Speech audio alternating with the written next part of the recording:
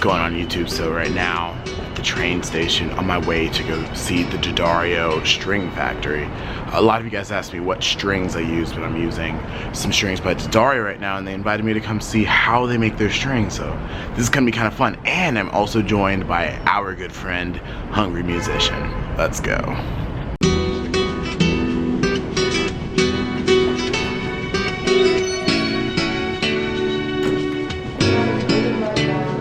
I know it's been a while, guys. I apologize for not being here on YouTube. I had a lot of mental things that I had to take care of. A lot of things just weren't going right.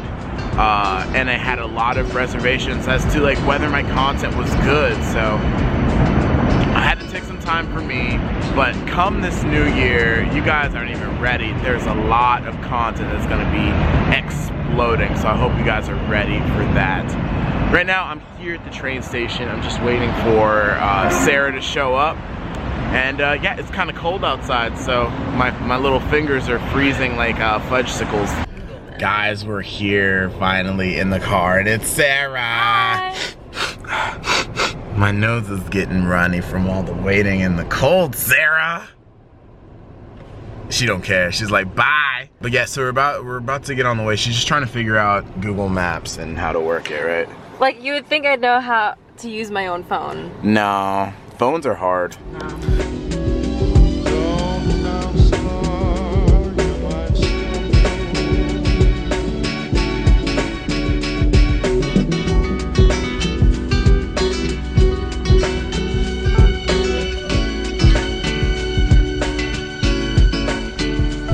Hey, I think we got it. I think we made it.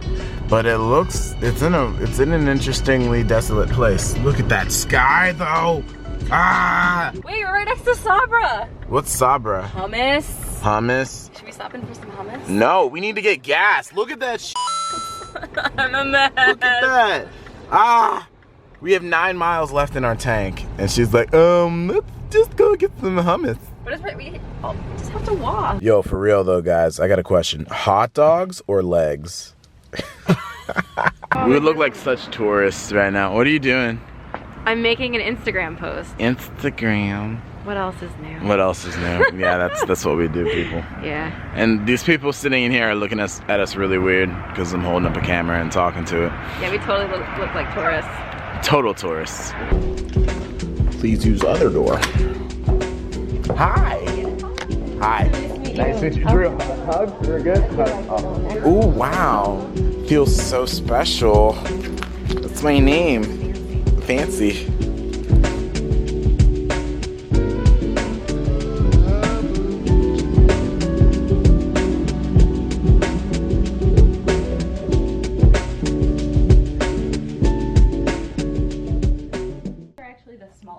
Us in orchestral strings over there. Okay. That's where the company has its roots, which I think is a good place to start before we get started on this tour. How did you guys expand from strings to like other media? Yeah, so it started with strings back in the 1700s in Italy. Oh, There no are way. records, yeah, She's like, I'm taking notes. So we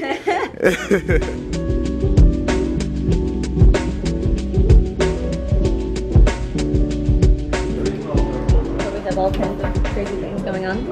This is a strumming machine. Cool. So we'll just pull this back and forth across strings. Usually you'll string this with like 6 of the same string. Like Yeah. ours 3, maybe 3 of a competitor. And see which one wears out first, and then you can say, you can actually say that we know that ours lasts We know longer. Oh, shade. No. This enormous granite slab is so that you can test all kinds of things without having vibrations from the factory or from people walking around. Okay. Totally mutes anything else. So cool. Yeah, I wish if Fan was here, he could really explain all this. We'll have to do a follow-up visit. Yeah, for sure, for sure. What is that instrument? That is very cool. Oh, that's, I don't know the name of it, but I know, I'm really not a fretted instrument expert, but we're trying to get into the mariachi world. Is that a quattro? It might be. No, it's not. It has 6 strings, unfortunately.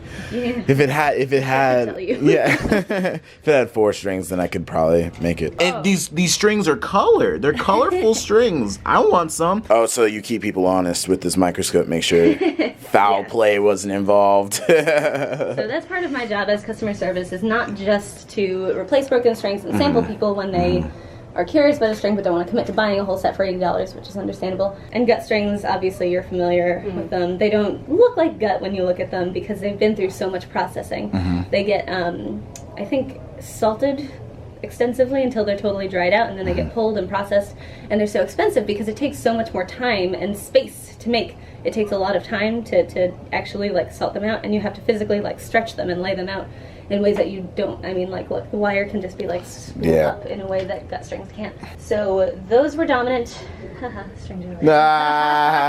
Funny, string funny. Okay. Those were dominant until about World War I, which was when they were like, hey, sheep farming kind of need that for other things. And we have this whole industrial revolution going on, and that was when steel strings were invented for the first time. And so the first string that was replaced with steel was the E string, the violin E string, because as the tightest, highest tension string on a violin is the first to go always. Fun fact, the reason your top string is an E string is because that was the tightest that you could stretch out gut before it broke. And that was how the violin got to be tuned the way it was. Fun facts. It's so many fun facts. Here we have the core pre-made, and it's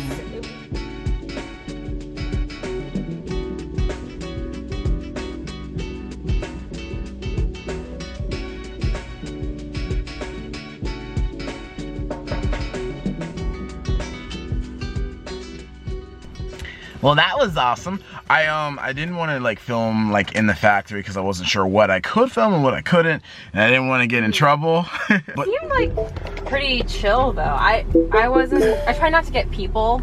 yeah, I just, cause I want to like selfie everything, and like I just want to go through, plan, see what's like really acceptable, and then do an actual like planned video so I don't step on any toes, so we can like, so I don't have to like redact like everything. And I want to give a good story narrative, but I think this is like a really good teaser of what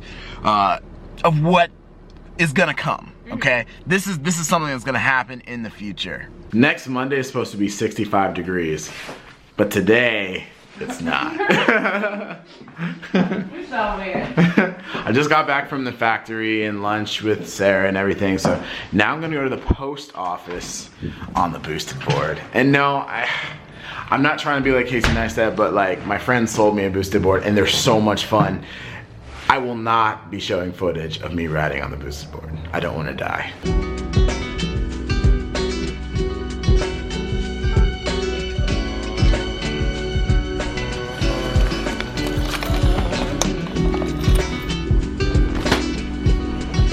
Oh yeah. Okay, just got back home. I'm so excited to see what this is. Let's see. My goodness, it's been a long time since I vlogged. I totally forgot that I was vlogging today.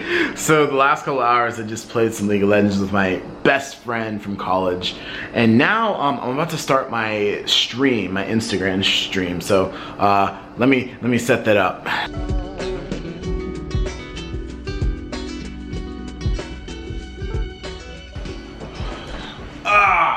Now we're just here, I'm warming up right before I go live.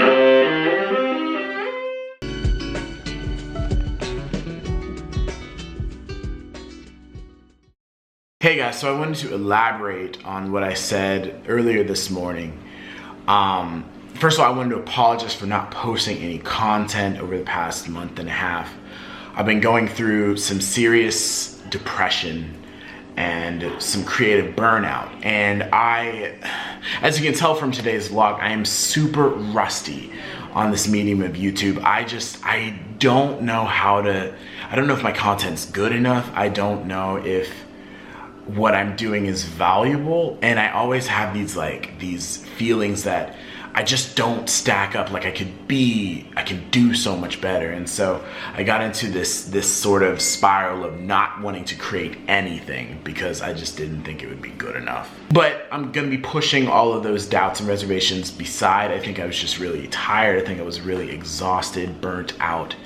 And this brand new year, 2017, I feel so good about it. I'm looking forward at just changing the way I relate to you guys, creating better content for you guys, being more organized, and I think that's gonna really just make everybody really happy. So with that said, I am gonna be bringing more videos to you guys. I have not died, I have not disappeared, I'm still here.